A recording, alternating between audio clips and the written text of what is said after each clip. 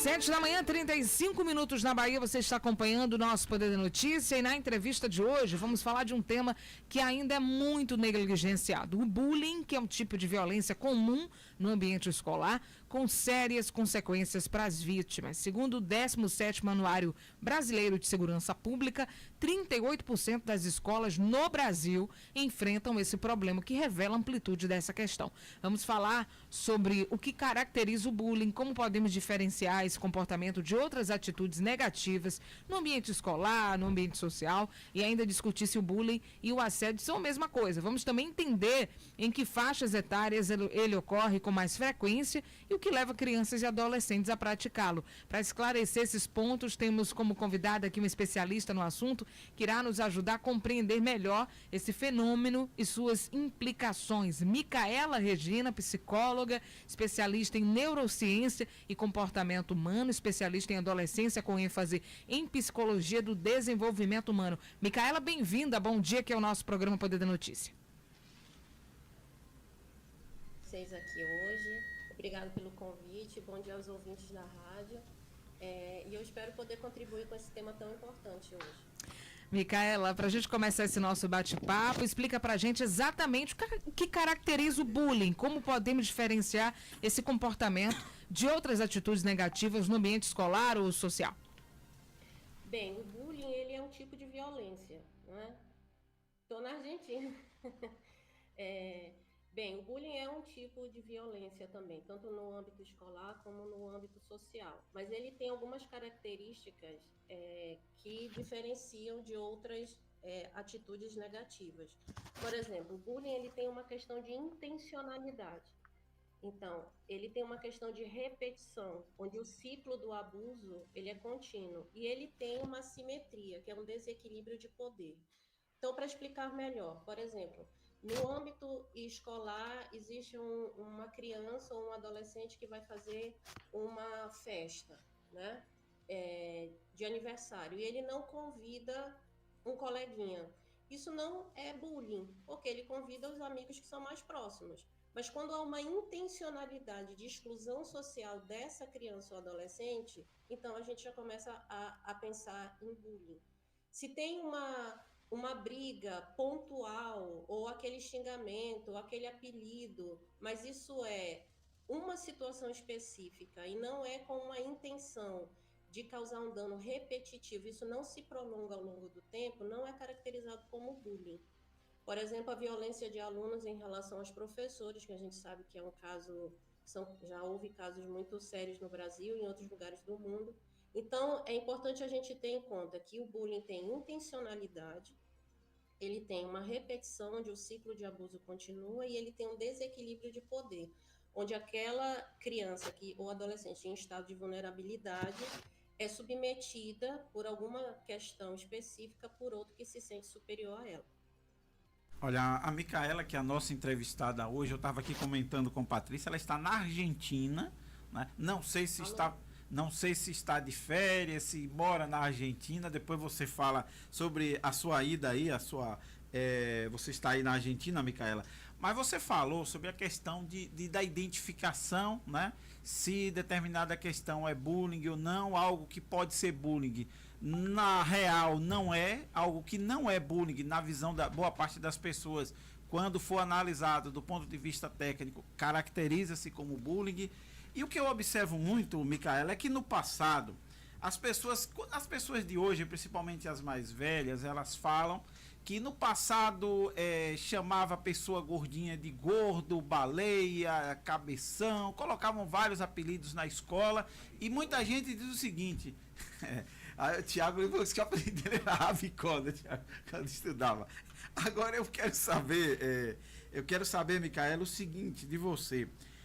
Naquela época e hoje, né, podemos dizer que era bullying também, ou era brincadeira saudável, entre aspas, como muitas pessoas dizem? Qual é o seu entendimento ao que acontecia no passado e o que está acontecendo hoje, né, na nossa sociedade? Então, deixa eu só repetir, vou resumir, porque eu fiz um preâmbulo, deixa eu resumir. No passado, as pessoas utilizavam, né, algumas palavras, alguns apelidos para identificar alguém, né? E a turma da velha guarda disse, quando eu era criança, né, me chamavam de cabeção, de gordinho, né? Várias careca, aquelas brincadeiras. Aí eu pergunto, trazendo para o tempo de hoje, Micaela, analisando, olhando um pouquinho no retrovisor, vendo o que está acontecendo hoje na nossa sociedade. No passado também era bullying ou era brincadeira? Como é que você vê o tratamento que se dava no passado? Olha, eu acho que vocês escutaram, não sei, porque teve esse probleminha do áudio, que eu falei que o bullying ele tem a questão da intencionalidade, da repetição e da questão do poder, né? Então, eu, por exemplo, quando eu era criança, eu usava óculos e me falavam, né? 4 olhos e tal. Então, quando um apelido, ou uma briga, ou uma questão de rixa entre alguém, entre grupos de criança ou adolescente, ou entre 2 colegas, que não há essas 3 características, a gente não caracteriza como bullying, certo? Por quê? Porque não tem a intenção de submeter alguém, de humilhar alguém. Então, uma pessoa que se sente superior fisicamente, cognitivamente, ou em alguma habilidade e olha alguém que ele julga vulnerável, ou então que tem uma habilidade que ele gostaria de ter, e muitas vezes arregimenta outras pessoas para submeter, para humilhar, e isso é feito de maneira contínua. Eu sei que hoje em dia algumas pessoas olham, tudo é bullying, né? Porque justamente como você falou, no passado isso não era visto como algo normal. Mas a gente precisa ter um olhar, e quem é educador e pai, principalmente também nas escolas, para saber diferenciar o que é uma coisa que pode acontecer num grupo entre crianças e adolescentes, porque eles vão se estranhar, vai haver briga, vai haver desentendimento, do bullying. Porque o bullying tem consequências muito, muito sérias a longo prazo. Então, esse ciclo precisa ser interrompido. Certo. Micaela, agora fala um pouco pra gente. O bullying acontece em todas as faixas etárias ou é algo mais comum em determinadas fases da vida? Não, o bullying ele pode acontecer em qualquer faixa etária. Agora, claro que nós estamos acostumados a que isso seja uma coisa mais comum entre crianças e adolescentes. Mas entre adultos pode acontecer. Por exemplo, no âmbito laboral, pode acontecer bullying. Só que no âmbito laboral, o bullying se caracteriza quando é entre pares, ou seja, entre 2 colaboradores, 2 colegas de trabalho. Quando a gente fala de assimetria no âmbito laboral, aí a gente já caracteriza como assédio, né? Porque o assédio, o bullying é um tipo de assédio, mas o assédio ele tem outras questões envolvidas. Mas ele pode acontecer em qualquer idade e em qualquer ambiente onde haja grupo social. Muito bem. Eu queria que você falasse também sobre o perfil da criança ou do adolescente que sofre o bullying. Existem algumas características comuns entre as vítimas, no caso aí desse tipo de agressão, Micaela? No agressor ou na pessoa que comete o bullying, sim, tem algumas características que precisam ser levadas em consideração. Por exemplo, a questão familiar, a influência familiar. Se essa criança ou adolescente ela vem de um ciclo familiar violento ou agressivo, ela tem grandes chances de reproduzir isso, né? Pais que não conseguem ajudar os filhos a fazer uma boa regulação da emoção. Crianças que são agressoras, elas têm um repertório comportamental muito reduzido. O que isso significa? É que ela vê uma situação que isso mexe emocionalmente com ela, mas ela não sabe lidar com isso de uma outra maneira que não seja com a agressividade, no caso, cometendo o bullying, né? Então, existem fatores culturais, porque a gente sabe que a gente vive numa sociedade que preza determinado perfil estético ou determinado desempenho cognitivo, e isso daí também pode fazer com que a pessoa que não cumpre com esse papel seja vítima de bullying e aquele que olha que alguém foge a esse padrão, atacar essa pessoa. Então, tem questões também de temperamento, de personalidade que está se desenvolvendo. Então, são vários fatores, não um único, que pode contribuir para que alguém se torne um agressor. Por isso que é muito importante que a gente esteja atento a isso no âmbito escolar, principalmente. Ok. Micaela, fala um pouco pra gente quais os sinais podem ajudar a identificarmos ou suspeitar também que alguém está sofrendo bullying e como os pais, educadores, os amigos também podem prevenir essa situação. É muito interessante e importante essa pergunta, porque muitas vezes as crianças e adolescentes estão passando por situações de bullying, mas os adultos ao redor, família ou escola, não percebem esses sinais. Até porque só 30, 40% dos filhos que estão sofrendo bullying falam com os pais por vergonha, por medo, por constrangimento.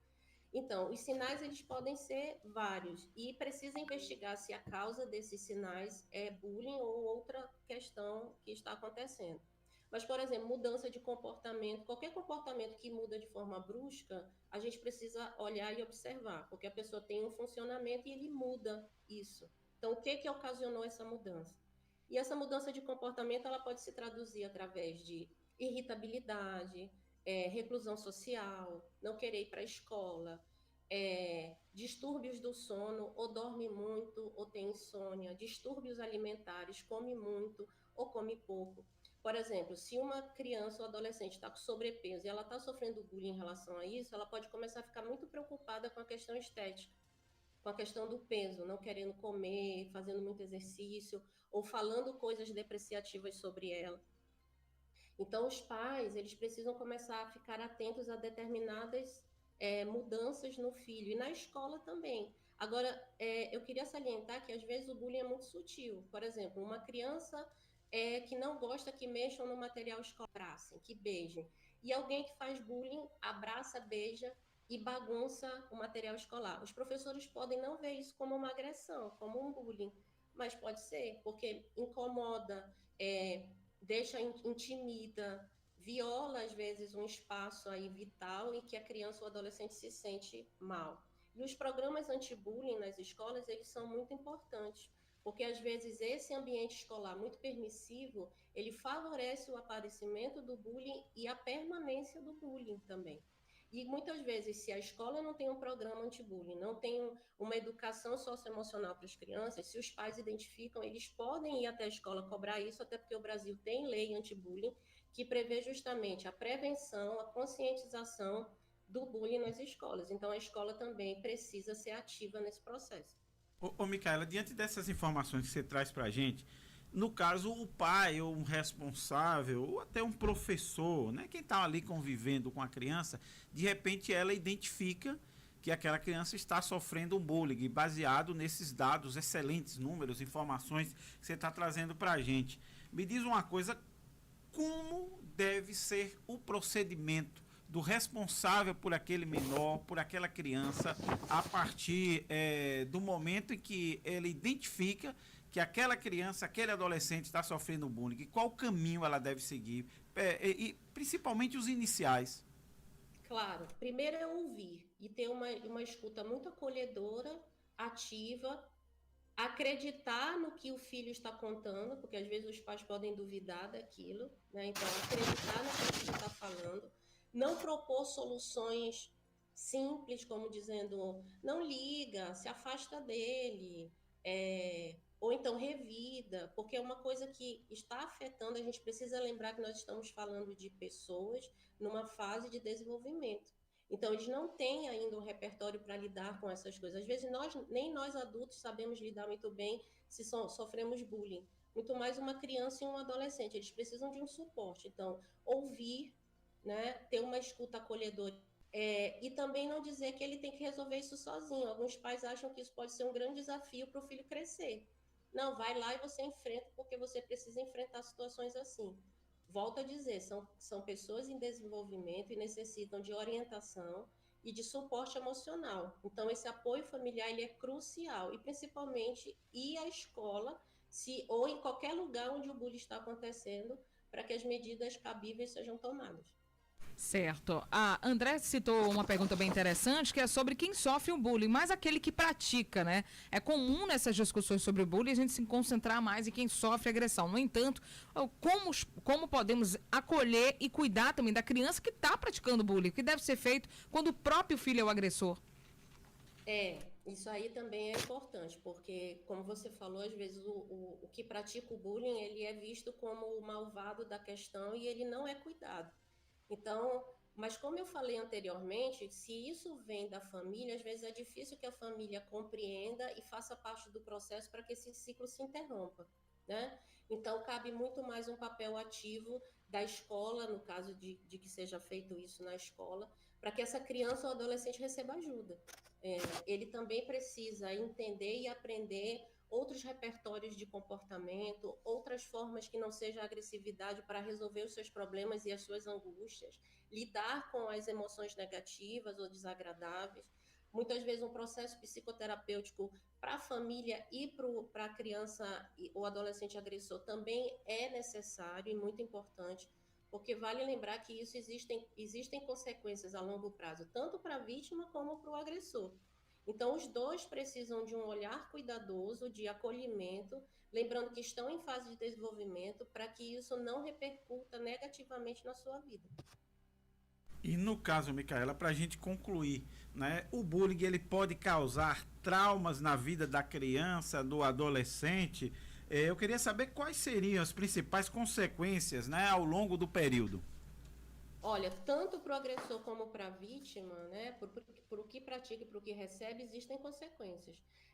No caso do agressor, ele pode desenvolver comportamentos disruptivos, ou seja, muita agressividade, questão opositora, desafiadora, e até desenvolver transtornos de conduta ou antissocial. Por isso que é muito importante esse olhar atento para interromper o ciclo. Lembra que eu falei de que o bullying ele tem uma questão de repetição? Então, quanto mais a criança que sofre ou é ativa fazendo o bullying está nessa dinâmica, maiores as consequências a longo prazo para elas. Então, esse ciclo precisa ser interrompido. E na pessoa que recebe, que sofre o bullying, eu trabalhei, já tratei em terapia com pessoas que vieram e ao longo do processo se percebeu que o que ele estava sofrendo ou ela estava sofrendo hoje era consequência de bullying na infância ou na adolescência. E aí é desenvolvimento de transtornos mentais, ansiedade, depressão, transtornos alimentícios, ou até mesmo transtornos de personalidade.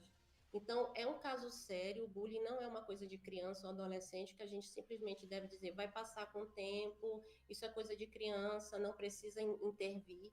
Não é à toa que existem leis, né? Não é à toa que existem programas e medidas de prevenção, porque nós estamos falando de vidas e essas vidas são importantes. E nós, como sociedade e adultos, devemos ser ativos nesse combate para que todos os atores envolvidos nessa dinâmica sejam preservados.